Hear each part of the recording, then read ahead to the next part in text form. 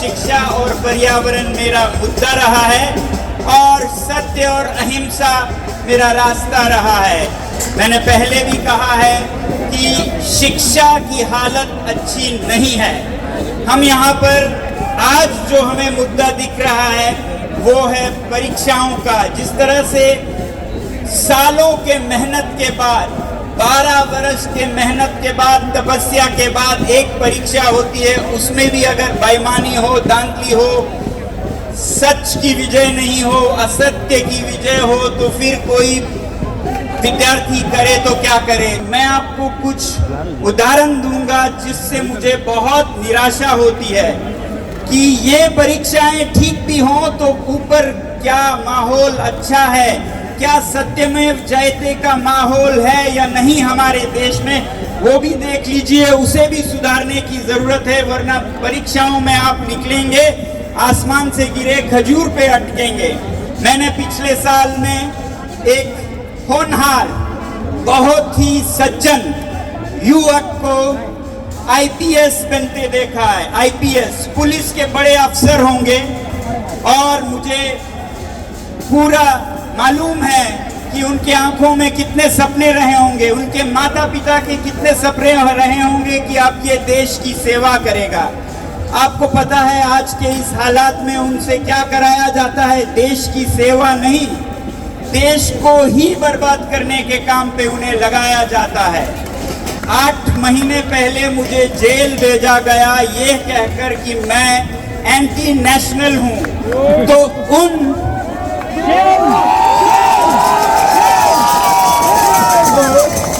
मुझ पे जिसने हमेशा देश की सेवा की है, शिक्षा पर्यावरण के जरिए, उस पर एंटी नेशनल होने के इल्जाम, एलिगेशन, फेक, जिसमें मनगढ़ंत बातें कही गई थी कि ये पाकिस्तान से, ये चीन से इसने दंगे उकसाए, जिनका किसी को भी भरोसा नहीं है, विश्वास नहीं है, ये सच है, मगर उस पर साइन एक आईएएस ऑफिसर से करवाया जाता है।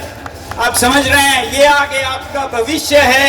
अगर देश में सत्यमेव जयते नहीं हो, अगर देश में यही हालत रही तो आप परीक्षाओं से पार कर ले भी तो ऐसे डॉक्टर बनेंगे जो फर्जी सर्टिफिकेट देंगे, किसी को क्रिमिनल बनाने का, किसी को क्या दवा दिलवाएंगे, आपसे कोई भरोसा नहीं है। वैसे ही इंजीनियर्स जो किसी भी चीज को कुछ भी फर्जी सर्टिफिकेट देते फिरेंगे, वैसे ही आप आईपीएस आईएएस बने भी तो अगर सफाई नहीं हो, ट्रांसपेरेंसी नहीं हो, ट्रस्ट नहीं हो देश में, तो फिर ऐसे ऑफिसर्स बनेंगे जो निकले तो थे देश की सेवा में, मगर उनको ऐसे कामों में लगा दिया जाता है। ऐसे आईपीएस ने चार्जेस लिखवाए, ऐसे कमिश्नर ने उस पे साइन किए, फिर मुझे भेजा गया जेल जोधपुर में, जहां पर जेल के जो अफसर थे बहुत ही सज्जन थे, बहुत ही अच्छे थे, मगर उनसे सारे गलत काम करवाए जा रहे थे, उनसे इंसाफ को रोकने का काम करवाया जा रहा था, restriction of justice and evidences, जो कि अनैतिक है। महीने के कुछ पैसों के लिए या किसी प्रमोशन के लिए अपना जमीर बेचते हैं, उन्हें क्या कहेंगे मुझे नहीं पता क्या कहेंगे, मगर मैं एक बात बताऊं, जमीर, ईमान, आत्मा से बहुत छोटी चीज है शरीर बहुत छोटी चीज है। जिन्हें पैसे के लिए शरीर बेचना पड़ता है उन्हें हम समाज में बहुत नीचा मानते हैं। जब से मैंने ये सरकारी तंत्र देखा है, मेरी तो वैश्याओं के लिए इज्जत बढ़ गई है।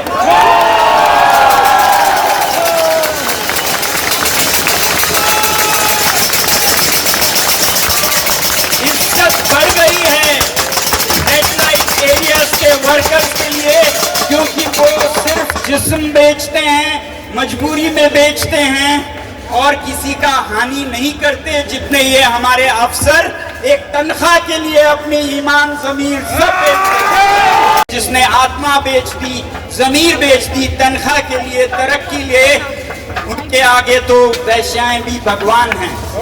किसी भी देश में किसी भी अफसर पर अगर ऐसा दबाव आए तो वह अपना ईमान धर्म नहीं बेचता है, वो इस्तीफा दे देता है, मगर अपना ईमान ज़मीर नहीं बेचता है। ऐसे अधिकारी हमें चाहिए भारत को महान बनाने में।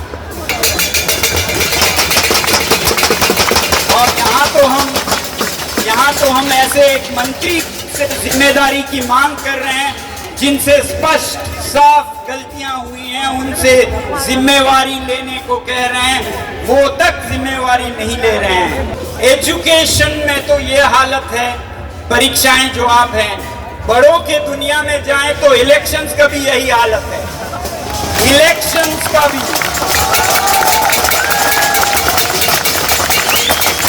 बच्चों के जीवन में एग्जामिनेशंस हैं तो बड़ों के नेताओं के इलेक्शंस हैं। आज उसमें भी कोई भरोसा नहीं है, कोई सच्चाई नहीं बची है। जैसा इन परीक्षाओं में कहीं पेपर लीक हो रहे हैं, कहीं धांधलियां हो रहे हैं, वैसा ही बड़ों के इलेक्शंस में भी यही हो रहा है। मैं ये कह रहा था कि हिमालय और लद्दाख के पर्यावरण को संरक्षित रखने के लिए पिछले 6 सालों से हम संघर्ष कर रहे हैं लद्दाख में, और जिसके लिए मुझे जेल जाना पड़ा, पद यात्राएं करनी पड़ी, 1000 किलोमीटर के अनशन करने पड़े, ये सब बापू के दिखाए हुए रास्ते हैं। और उन सब पर चलने का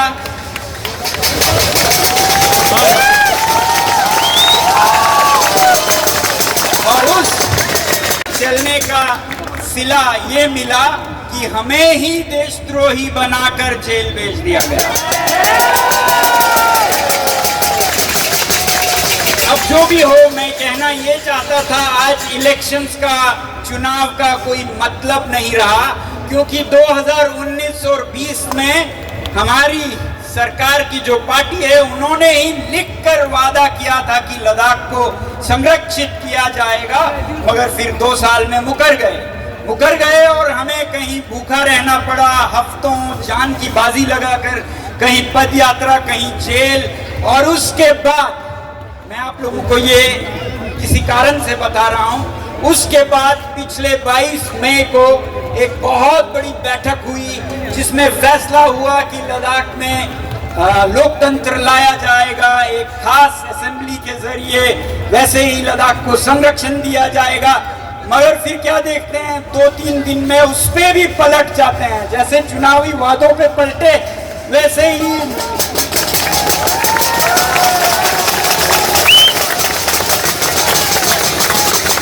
तो अगर इस तरह हम वादों से पलट जाएं तो ये कैसा राष्ट्र होगा, इस राष्ट्र की क्या इज्जत होगी। और राष्ट्र तो छोड़िए, ऐसा राष्ट्र जहां भगवान राम को मानते हैं। और भगवान राम ने क्या कहा था जो मुझे बहुत प्रभावित करती है, रघुकुल रीति सदा चली आई, प्राण जाए पर वचन न जाए। तो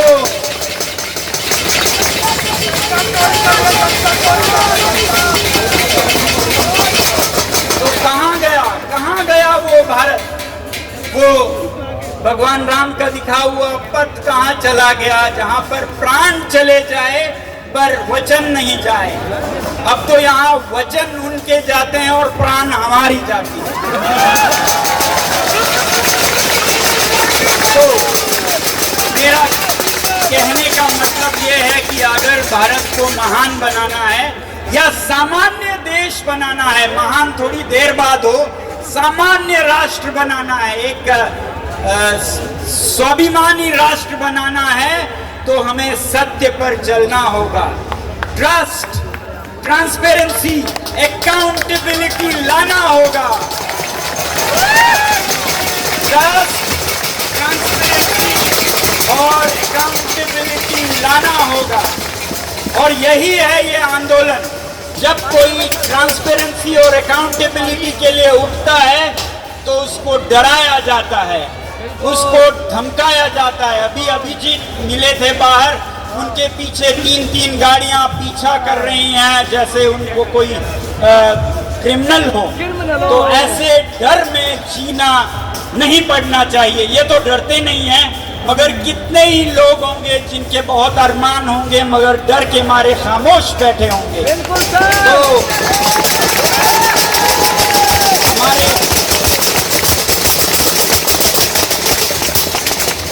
इंडिविजुअल व्यक्तिगत रूप में जो ट्रांसपेरेंसी मांगते हैं, अकाउंटेबिलिटी मांगते हैं, ये कॉकरोचेस जो यहाँ पर काम करते हैं उन्हें डराया जाता है तरीके अलग अलग तरीकों से।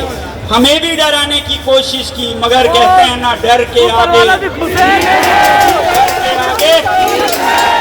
ये याद रखिएगा, डर के आगे जीत है, डरना नहीं है। एक नया फ्रीडम मूवमेंट चाहिए, freedom movement, second freedom movement, freedom from fear, freedom from fear.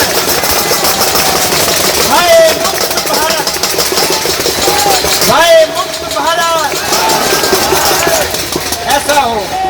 ये इंडिविजुअल्स की तो बात छोड़िए, जो व्यवस्थित मीडिया चैनल्स हैं जिनका धर्म है आप तक सच्चाई पहुंचाना, मीडिया का धर्म है लोगों तक सच्चाई पहुंचना, वो चाहे किसी को कड़वी लगे मीठी लगे, संतुलित सत्य पहुंचाना, वो भी भय के शिकार हैं।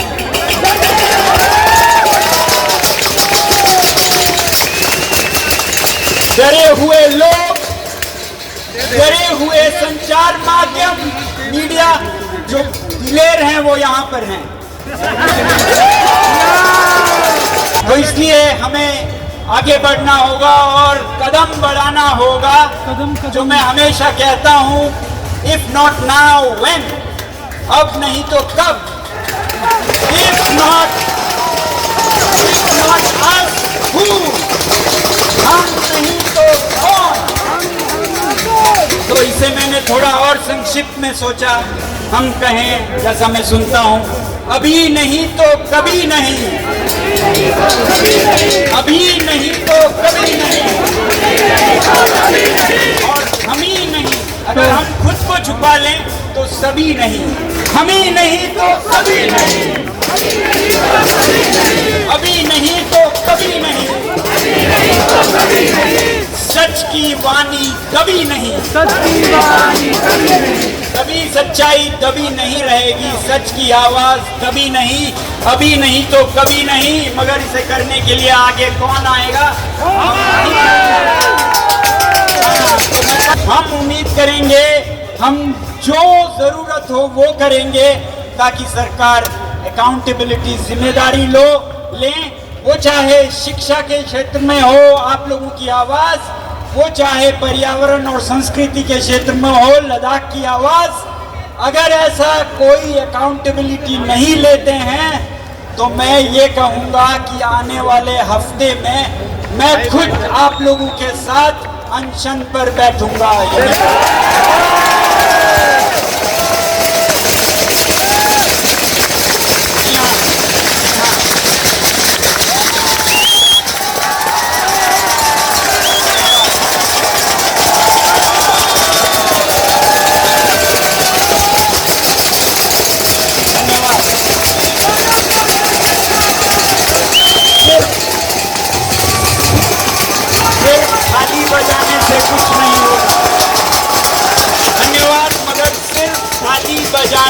कुछ नहीं होगा, ये तो आपने देखा होगा, सीखा होगा, सिर्फ थाली बजाने से कुछ नहीं होगा। इसलिए जब मैं अनशन पे बैठूं तो आप लोग भी कम से कम मेरे साथ रहेंगे। खा पी कर मोटे होकर रहिए मगर साथ रहिए। रहेंगे कितने लोग रहेंगे? हाथ खड़ा कीजिए। पीछे शायद नहीं रहेंगे, पीछे वाले अगर साथ रहेंगे, जवाबदेही की मांग करते हुए, भय मुक्त भारत की मांग करते हुए, ट्रांसपेरेंसी अकाउंटेबिलिटी की मांग करते हुए, तो हाथ खड़ा कीजिए। धन्यवाद। मुझे आगे जाना है यात्रा पर, मुझे नहीं मालूम आज का कार्यक्रम क्या है, वो अभी जी आपको आगे बताएंगे। मैं सिर्फ ये कहूंगा, अगर आप लोगों की सहमति हो, तो अगले शनिवार तक अगर कोई जवाबदेही नहीं हो तो मैं अनशन पर बैठूंगा यहाँ पर।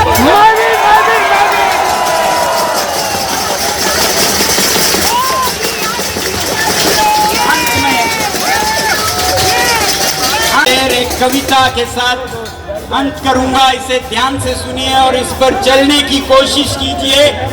हम बहुत बार अपने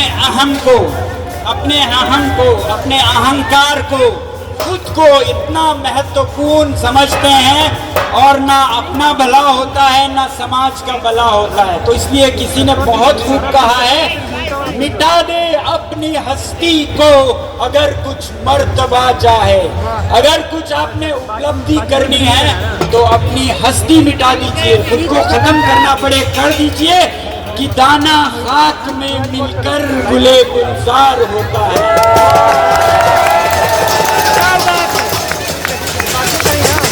आप देखते हैं बगीचों में गुले गुलजार फूल उगे होते हैं, मगर आपको समझ आना चाहिए उस बगीचे के रंग बिरंगे फूलों के पीछे एक ऐसा बीज है जिसने अपने आप को धरती में भस्म करने का निर्णय किया कि दाना खाक में मिलकर, वो बीज मिट्टी में मिलकर फिर ये चमन, ये गुले गुलजार, ये बाग बना है। तो आप लोग भी मिटा दें अपनी हस्ती को अगर कुछ मर्तबा चाहे कि दाना खाक में मिलकर गुले गुलजार होती है। इसलिए अपना अहंकार, मैं बड़ा कि कौन, मेरे विचार, उसके विचार, ये सब छोड़िए और सच्चाई को बचाने के लिए आगे आइए। वो सारे अधिकारी जो दफ्तरों में बैठे हैं उनसे कहूंगा सच्चाई के साथ चलें। वो सारे राजनीतिक दल जो शिकार हो रहे हैं इस सच्चाई की कमी का, वो भी समर्थन करे इन युवाओं को, ताकि भारत में एक बार फिर सच्चाई जागे। हर पॉलिटिकल पार्टी, हर ऑर्गेनाइजेशन, हर अधिकारी से ये कहूंगा कि अपना ईगो छोड़ दें, अपनी हस्ती मिटा दें और फिर गुले गुलजार होगा। बहुत बहुत धन्यवाद।